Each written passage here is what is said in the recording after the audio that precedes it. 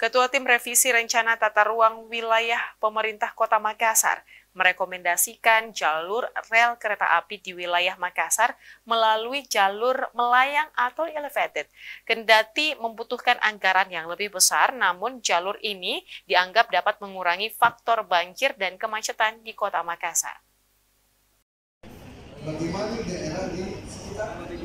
Ketua Tim Revisi Rencana Tata Ruang Wilayah Kota Makassar, Ihsan mengatakan, jalur rel kereta api yang melintas di Kota Makassar dari Parepare, pemerintah kota merekomendasikan proyek nasional tersebut menggunakan jalur elevated atau jalur melayang. Secara umum di RT/RW Kota Makassar sudah mengamanahkan untuk pembangunan rel kereta api yang akan melintas di Kota Makassar dari proyek nasional dari Parepare ke Makassar.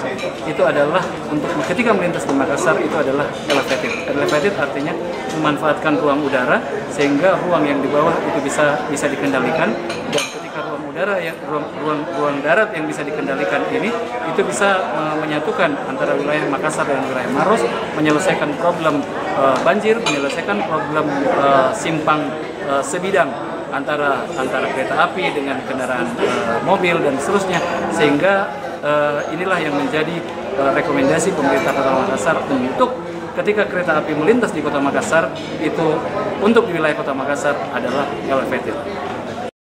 Sementara, jika tetap menggunakan jalur rel melintasi daratan Makassar, Ihsan menilai kesediaan anggaran belum cukup dan beresiko banjir serta kemacetan akan semakin tinggi. Kalau dampak negatifnya, yaitu yang pertama adalah kesiapan anggaran. Kesiapan anggaran kita belum cukup untuk itu. Kenapa saya katakan kesiapan anggaran kita belum cukup? Yang ada anggaran baru adalah anggaran pembangunan rel kereta api. Sementara jalur drainase, jalur lain yang menjadi bagian dari sebuah sistem itu belum tersiap anggarannya, sehingga ketika kereta api baru sementara dikonstruksi, kita tidak siap dengan drainase, kita tidak siap dengan sistem yang terkoneksi, sehingga itu pasti akan menimbulkan dampak yang besar.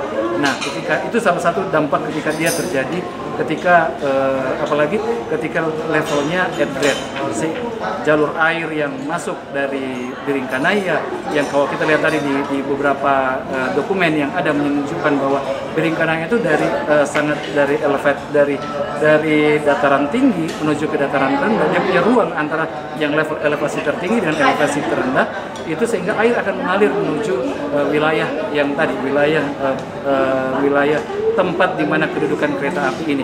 Nah, ke tempat kedudukan kereta api ini ketika dia at grade, itu akan mengalirkan air, memutus pergerakan air melintas ke sungai yang ada di belakangnya, sehingga air ini harus melintas sepanjang 6 kilo untuk sampai ketemu dengan wilayah perairan.